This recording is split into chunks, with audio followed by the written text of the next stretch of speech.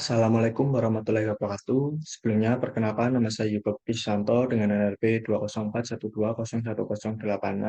Di sini saya akan menjelaskan mengenai modul tentang kontrol temperatur pemanas tangki alir berpengaduk yang merupakan praktikum dari simulasi, instrumentasi, dan pengendalian proses.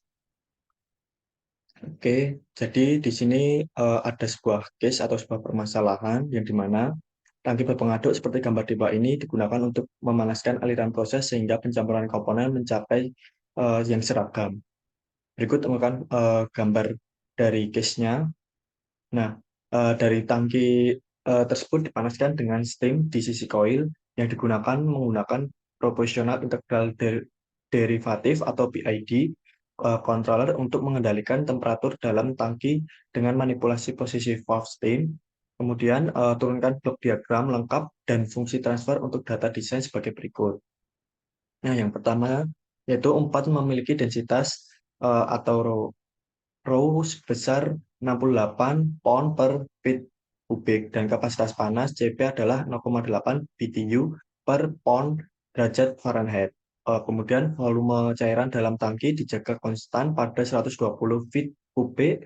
Koil terdiri atas pipa dengan panjang 205 feet, kemudian ukuran 4 inch dengan schedule 40 yang beratnya 10,8 pound per feet, memiliki kapasitas panas 0,12 BTU per pound derajat Fahrenheit dan diameter luar 4,5 inch.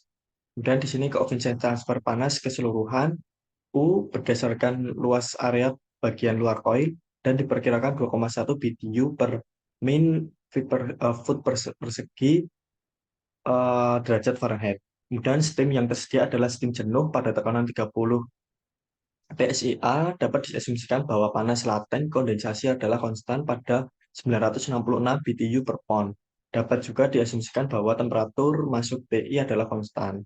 Dan yang kedua, yaitu aliran umpan F pada kondisi desain adalah 15 foot kubik per min dan temperatur TI adalah 100 derajat Fahrenheit. Isi tangki harus dijaga pada temperatur 150 derajat Fahrenheit. Kemungkinan gangguan adalah perubahan laju alir dan temperatur umpan.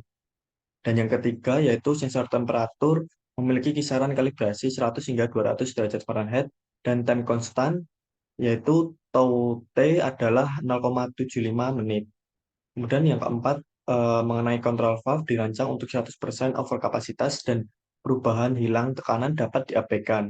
Valve sama dengan presentase valve dengan parameter perubahan alpha adalah 50. Aktuator memiliki time constant atau tau V sebesar 0,2 menit.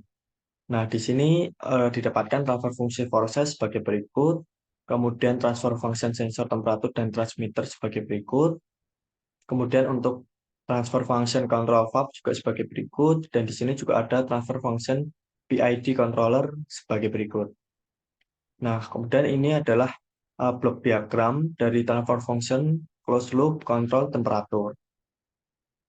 Nah, di sini diketahui untuk parameternya sendiri untuk A sama dengan 241,5 foot persegi, kemudian tau sama dengan 4,93 menit, kemudian CM sama dengan 265,7 BTU per derajat Fahrenheit, kemudian tau C sama dengan 0,524 menit, kemudian untuk K1 0,62 derajat Fahrenheit atau foot foot kubik per min, kemudian untuk KW sama dengan 1,905 derajat Fahrenheit per pound per min.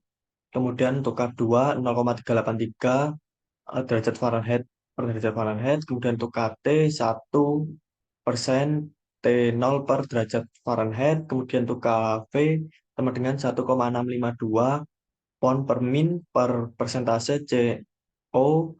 Kemudian KSP sama dengan 1% TO per derajat Fahrenheit.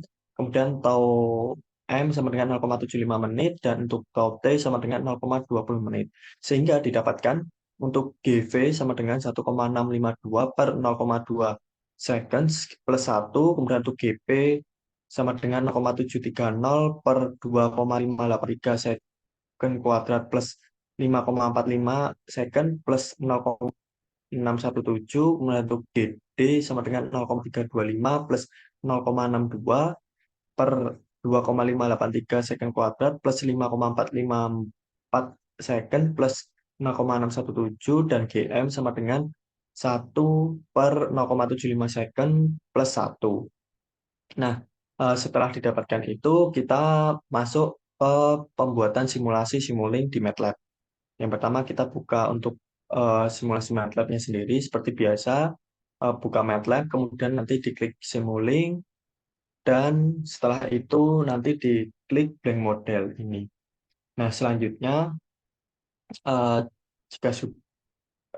jika sudah berikut tadi yang sudah saya kerjakan, ini. Nah, ini didapatkan blok diagram yang dimana tadi blok diagramnya itu didapatkan dari library browser. Di sini kemudian kita tinggal tambah-tambahkan saja. Yang pertama yaitu ada dari eh, kemudian yang pertama itu kita menambahkan dari stepnya, kemudian ini ya untuk step.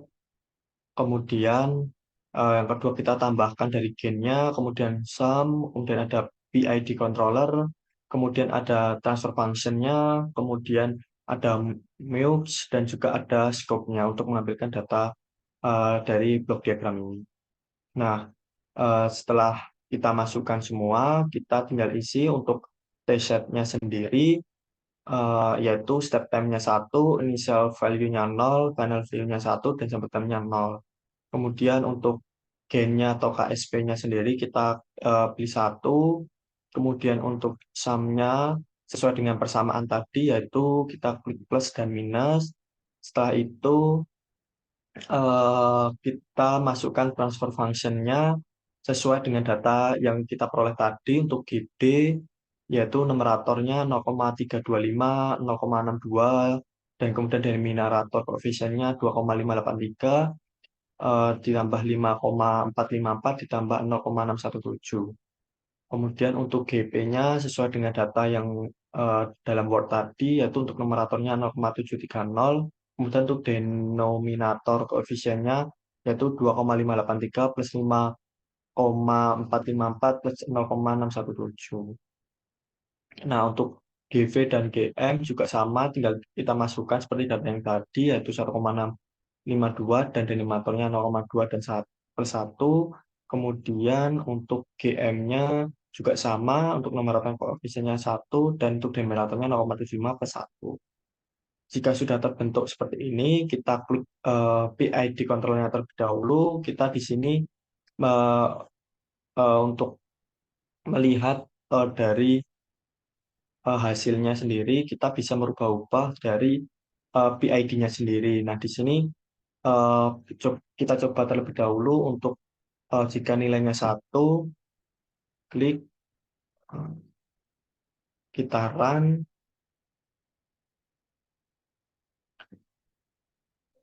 oke, dan klik scope. Nah, di sini, ini untuk eh, PID untuk nilai yang P-nya 1 tadi, kita dapatkan bahwanya di sini untuk PID controller dan zoom dan juga preset untuk zoom itu masih bergelombang seperti ini ya, oscilasinya masih belum mencapai titik konstan, sehingga kita dapat merubah PID-nya, sehingga nanti akan didapatkan eh, grafik yang konstan di antara dari PID-nya itu sendiri. Coba kita masukkan tadi 5, dan kita di sini menggunakan stop time-nya 60 ya, dan kita klik run. Setelah itu kita klik scope. Nah, di sini kita dapatkan grafik di mana dari oscilasi dari PID controller, dan kemudian untuk sum-nya yang biru ini didapatkan dari titik oscilasinya semakin lama hingga titik ke kurang lebih titik ke 50 ini sudah untuk PID controllernya sudah mulai konstan. Untuk titik sum satunya kurang lebih di titik 40 ini juga sudah mulai konstan. Jadi Eh, itulah yang dapat saya sampaikan. Bila ada salahnya mohon maaf. Wassalamualaikum warahmatullahi wabarakatuh.